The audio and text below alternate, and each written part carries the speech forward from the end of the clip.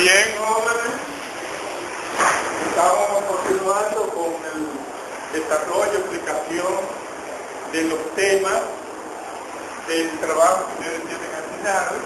Estuvimos explicando en la clase anterior el capítulo número 4, ¿verdad?, que trata sobre la inversión financiera en instrumentos de deuda e instrumentos de capital y la aplicación de los métodos del costo y de participación en su contabilización. Hoy vamos a analizar el contenido del capítulo 5. El capítulo 5 trata sobre la consolidación de estados financieros y los temas principales que podemos extraer del contenido de dicho capítulo son, en primer lugar, el objetivo general de este capítulo. Como segundo punto, el concepto de control. Como tercer punto, el control directo y el control indirecto. Como cuarto punto, el reconocimiento contable. Como quinto punto, el concepto de entidad económica y de eventos contables. Como sexto punto, estados financieros consolidados. Como séptimo punto, requisitos previos a la consolidación. Como octavo punto, las normas de presentación y revelación de los estados financieros consolidados. Como noveno punto, la información de transacciones con partes relacionadas.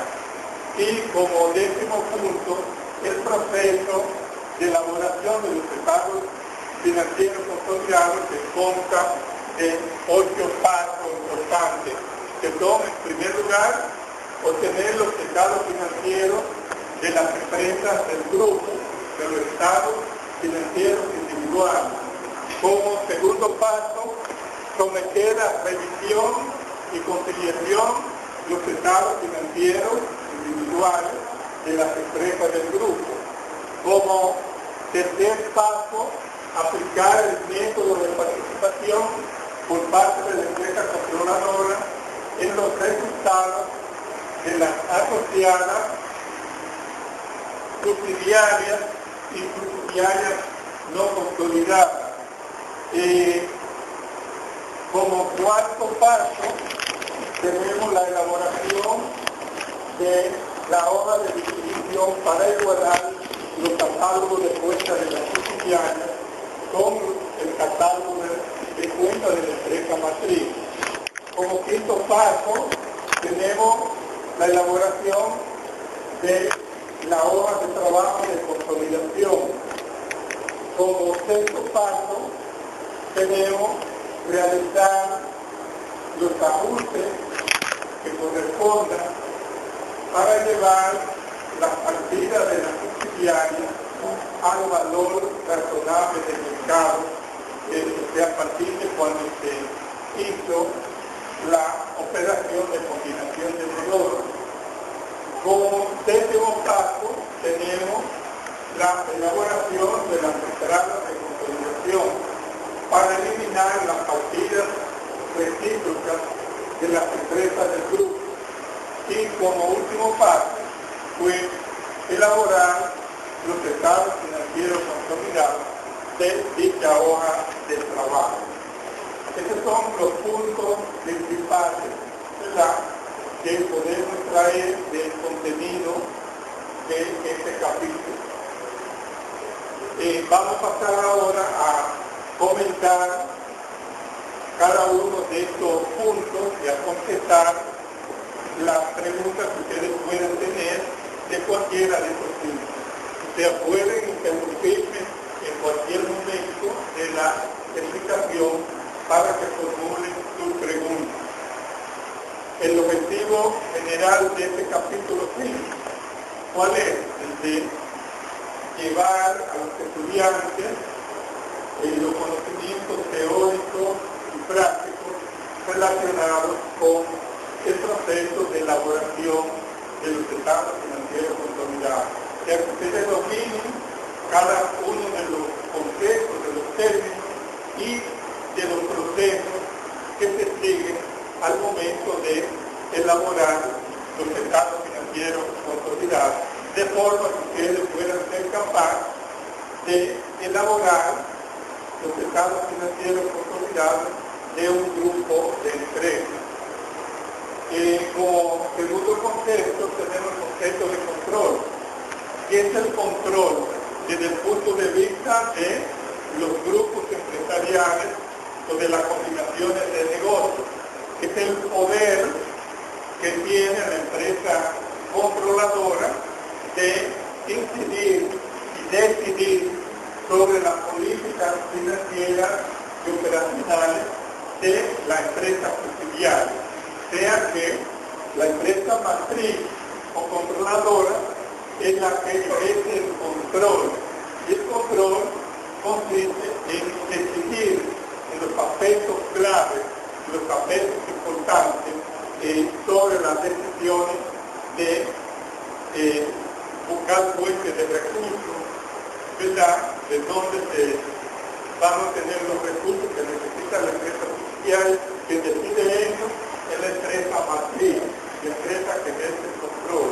Igualmente sobre todos los aspectos operacionales de los productos que debe fabricar, los productos que debe eliminar del mercado, la mezcla de productos que debe hacer, los territorios de venta, ¿verdad?, referente a la empresa subsidiaria. Esto lo decide la empresa matriz, la empresa controladora. El control directo y el control indirecto. ¿Qué consiste el control directo? El control directo, pues, es cuando la empresa matriz o tenedora ejerce directamente el control, porque es tenedora de una participación del capital de la empresa subsidiaria directamente. Pero también hay el control indirecto, que es cuando, ¿verdad?, una empresa, por ejemplo, la empresa A, tiene una inversión de un 70% en el capital de la empresa B, pero a su vez la empresa B tiene una inversión de un 90% en el capital de la empresa C. Entonces, como la empresa A controla a la empresa B, indirectamente también controla a la empresa C, porque está controlada por la empresa B, y la empresa B es controlada por la empresa A. En eso consiste el control indirecto, sea que si la empresa A va a elaborar el dato financiero consolidado, pues va a consolidar los estados financieros de la empresa B y de la empresa C conjuntamente con los estados financieros de la empresa A, desde la matriz, tenedora o controladora. Tenemos el reconocimiento contable. Reconocimiento contable se refiere a el reconocimiento inicial, ¿verdad?, de las partidas, de los elementos de los estados financieros, de activos, pasivos, patrimonios, ingresos, costos y gastos, ¿verdad?, que en el caso de las combinaciones de negocios, ¿verdad?, que dan origen a la elaboración de estados financieros consolidados, deben ser reconocidos al valor razonable del mercado al momento de llevar a cabo la combinación de negocios. ¿Qué quiere decir esto? O sea que si la empresa A ha adquirido una participación importante, mayoritaria, en el capital de la empresa B, y el activo neto de la empresa B vale 80 millones, pero al ser valuado al valor razonable del mercado asciende a 110 millones. A ese valor razonable del mercado es que debemos reconocer los activos, ¿verdad?, y patrimonio neto de la empresa, ¿verdad?, subsidiaria que estamos adquiriendo. Tenemos también el concepto de entidad económica y de devengo contable, que es una entidad económica, como ustedes conocerán, pues, se refiere, ¿verdad?, a una empresa que tenga una personalidad jurídica independiente, separada de sus miembros, socios o dueños, ¿verdad?, y que como tal es dirigida por un consejo de administración, una autoridad única que toma decisiones encaminadas a operar, a coordinar, a administrar los recursos, ¿verdad?, que tiene esta entidad con el fin de obtener beneficios de sus actividades. En ese sentido, pues, en la elaboración de los estados financieros consolidados, pues, se considera, ¿verdad?, tanto la empresa matriz como la empresa subsidiaria una sola entidad desde el punto de vista contable, ¿verdad? Se parte de que la empresa matriz es la empresa informante, la empresa controladora y la que está administrando todos los recursos de las otras empresas. Y por ello, aunque no tenga propiamente personalidad jurídica, se considera desde el punto de vista contable como la entidad contable, la entidad informante. En lo que tiene que ver con el devengo contable, pues esto se refiere al momento, a la fecha en que se consideran devengadas las operaciones, las transacciones realizadas entre las entidades económicas. Y en ese sentido, las operaciones que se lleven a cabo entre la empresa matriz y las empresas subsidiarias no se considera, ¿verdad?, que ha habido un devengo contable.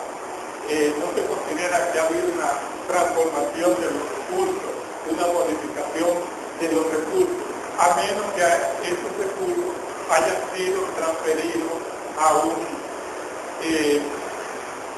participante fuera del grupo, a una empresa, a un tercero, una empresa independiente que no forme parte del grupo. Tenemos también lo que son los estados financieros consolidados. ¿Qué son los estados financieros consolidados? Son los estados financieros, ¿verdad?, que elabora la empresa controladora, ¿verdad?, que comprenden las informaciones de ella propia como controladora y las informaciones, ¿verdad?, de cada una de las empresas del grupo, y las combina, ¿verdad?, y emite unos estados financieros, ¿verdad?, del grupo y los presenta como si se tratara de una sola empresa, llevando a cabo determinados procesos, ¿verdad?, que vamos a ver más adelante en qué consiste cada uno de esos pasos. Los requisitos previos a la consolidación. Hay algunos requisitos previos, ¿verdad?, de las empresas del grupo que tienen que ser cumplidos previamente antes de elaborar los estados financieros consolidados. Dentro de estos requisitos previos están que los estados financieros tengan la misma fecha de corte, de cierre, o que el tiempo, ¿verdad?, de corte entre una empresa y otra no sea mayor de 3 meses, siempre que se le hagan los ajustes correspondientes para igualarlo a lo de la empresa matriz, ¿verdad?, que es la fecha principal que se toma como de cierre. También deben aplicar políticas contables uniformes todas las empresas del grupo. De lo contrario, deberán hacerse los ajustes correspondientes para igualar esas políticas contables de las subsidiarias a las políticas contables establecidas por la empresa matriz tenedora o controladora. También en este capítulo se contemplan las normas de representación y de revelaciones que deben contener los estados financieros consolidados. Hay una serie de informaciones que deben revelarse en las notas a los estados financieros, como son, en primer lugar, los nombres de las subsidiarias, ¿verdad?, que están consolidadas, la participación del capital de las subsidiarias, ¿verdad?, que tenga la matriz como inversión en cada una de estas subsidiarias. También en los casos cuando la empresa matriz no tenga el 50% o más del capital de la subsidiaria que se esté consolidando, para indicar sobre qué base se ha tomado la decisión de llevar a cabo la consolidación.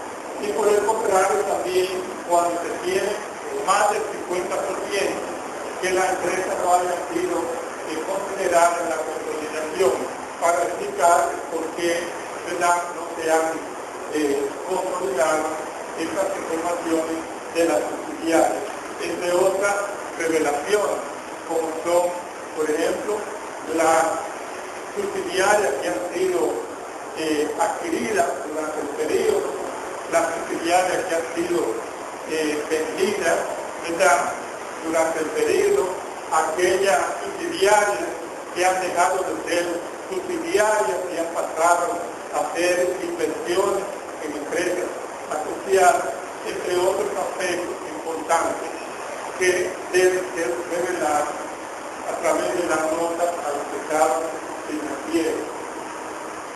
Tenemos también la información de transacciones con partes relacionadas.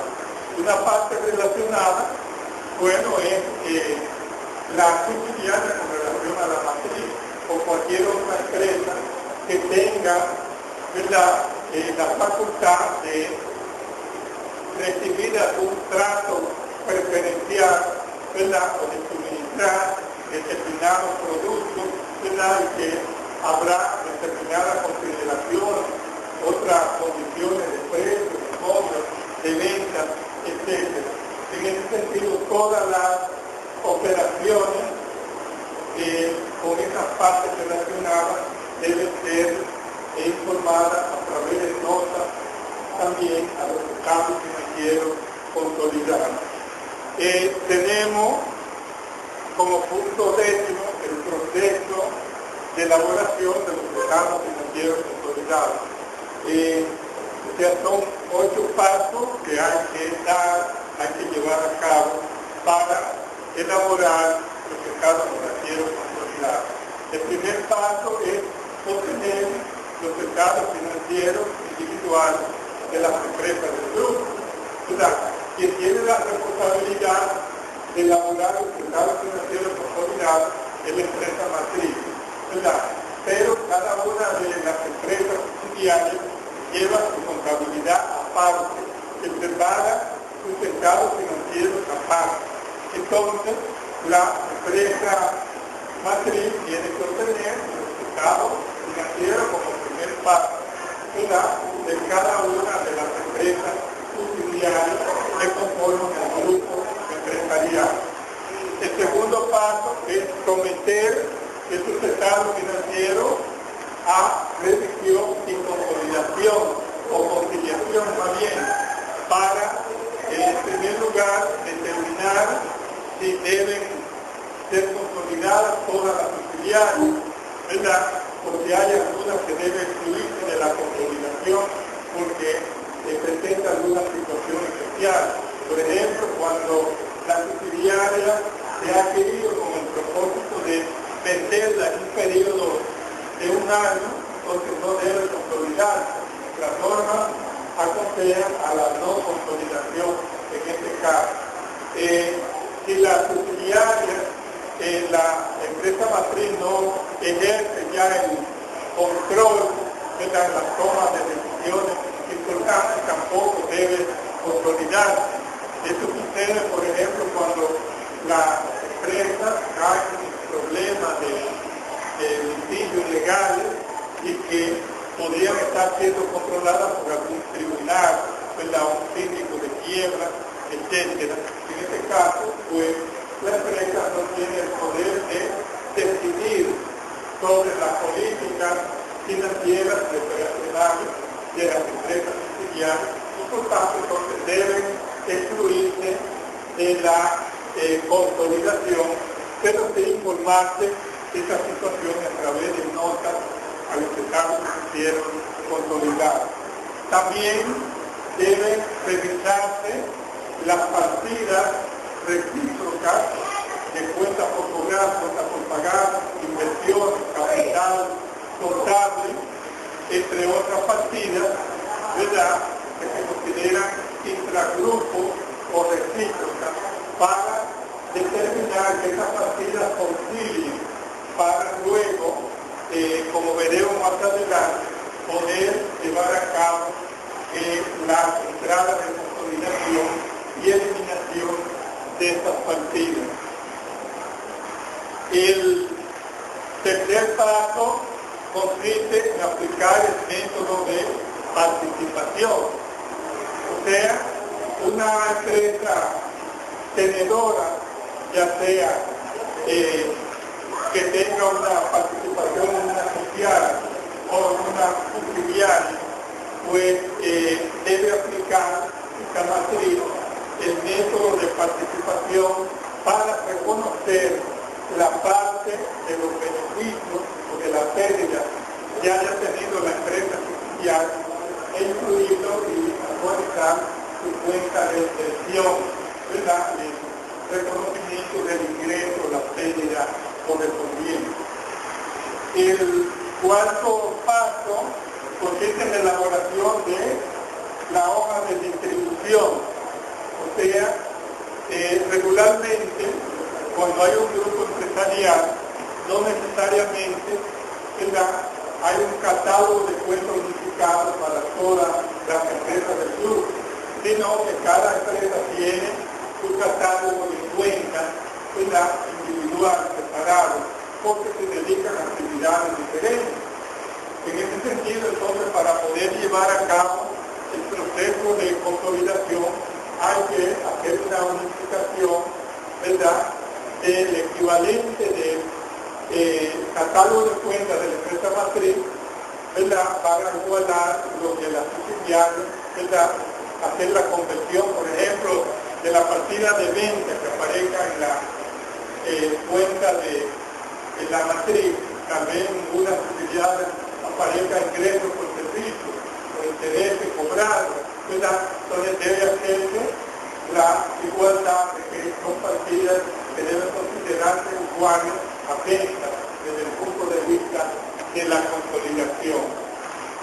Tenemos el punto número 5 sobre la elaboración de la hoja de trabajo de consolidación para combinar las informaciones de los estados financieros de la empresa matriz y los estados financieros de la empresa subsidiaria.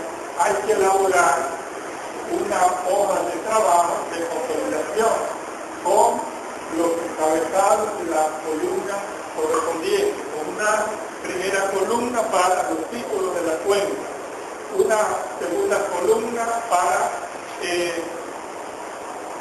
partidas de valor de la matriz, una tercera columna para partidas de valor de la subsidiaria, una cuarta columna para los ajustes de la partida de la subsidiaria al valor razonable de mercado, una quinta columna para la combinación de los valores de la matrícula de la subsidiaria y los ajustes correspondientes, una sexta columna para incluir las entradas de ajustes y eliminaciones de las partidas recíprocas de la matriz y la subsidiaria viceversa, y por último una séptima columna para las partidas consolidadas, que es de donde se van a extraer los datos para elaborar estados financieros consolidados. Tenemos entonces el paso 3, que es realizar los ajustes que correspondan para llevar las partidas de las subsidiarias al valor razonable del mercado. O sea, cuando se lleva a cabo una combinación de negocios, hay que reconocer desde el punto de vista de la empresa inversionista, de la empresa controladora, las partidas de activos y pasivos de la empresa adquirida al valor razonable del mercado. Pero la contabilidad de la empresa subsidiaria no se hace en los cambios, sino en la empresa adquiriente, la empresa controladora.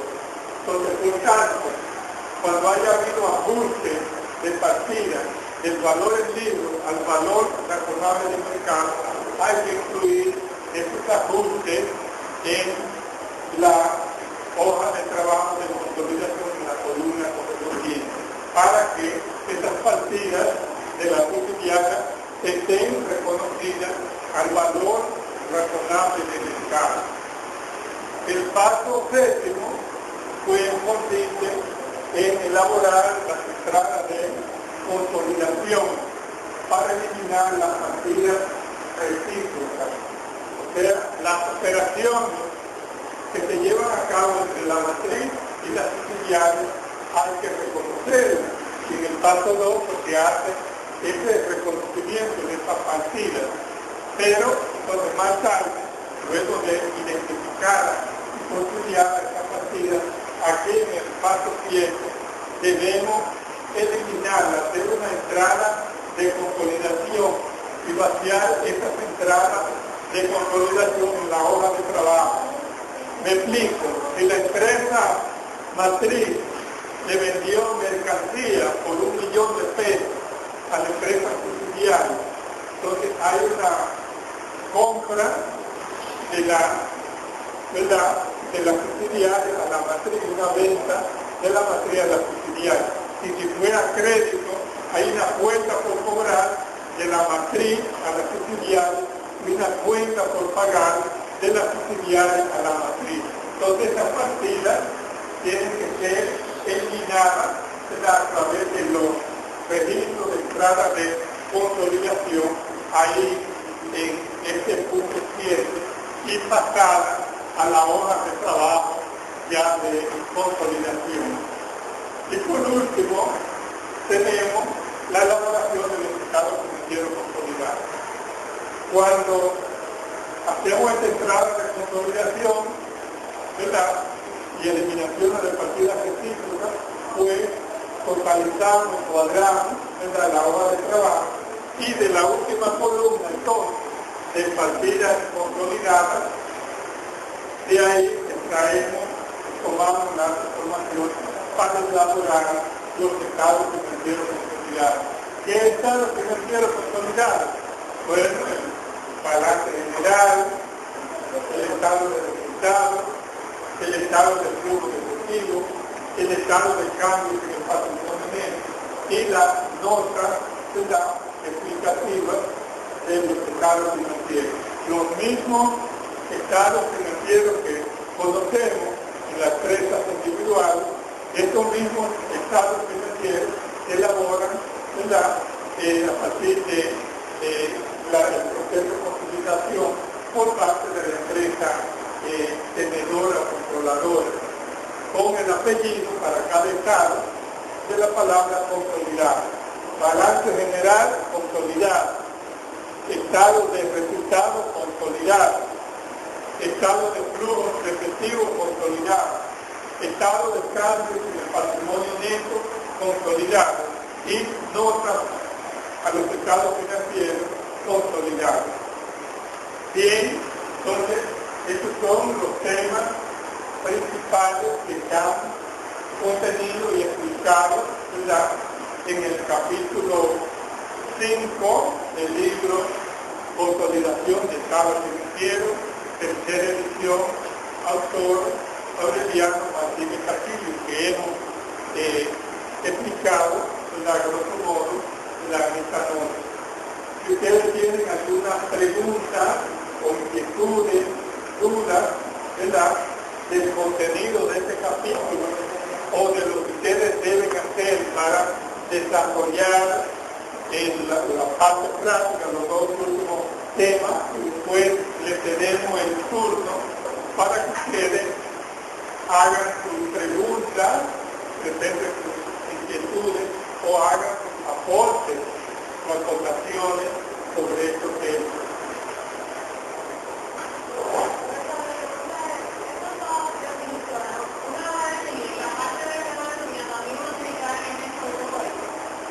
Los puntos 4 y 5 contemplan la realización, ¿verdad?, de un ejercicio práctico, ¿verdad?, ya sea con estos datos reales o hipotéticos, ¿verdad? Usted debe comprender bien esto para poder hacer la parte práctica.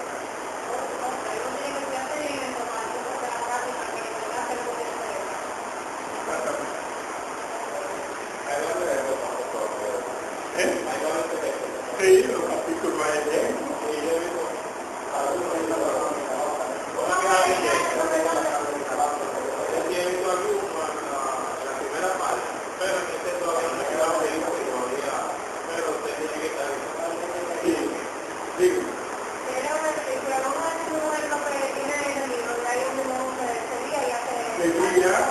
No para copiar eso, sino para tener la idea y plantearlo con otros datos, con otros nombres, etc. Como una forma de que usted captó, asimiló, ¿verdad?, y es capaz en la vida real, ¿verdad?, de aplicar ese conocimiento.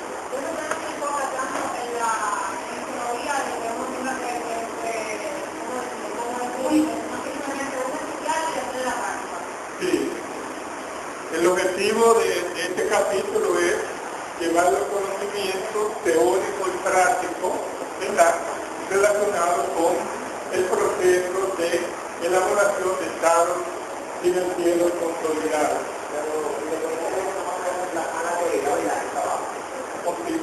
Desarrollar estos temas.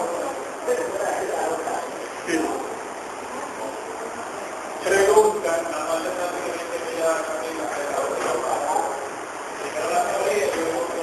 Exactamente.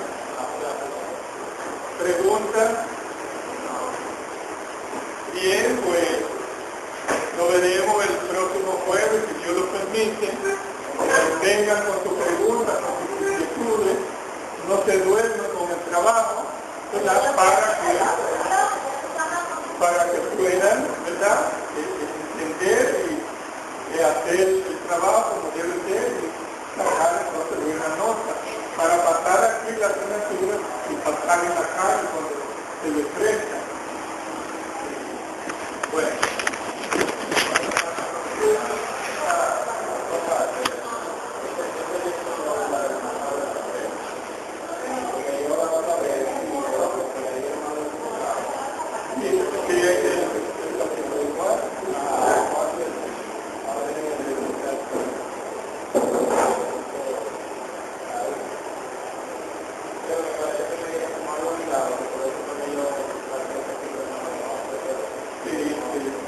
Y esto está esta tercera edición.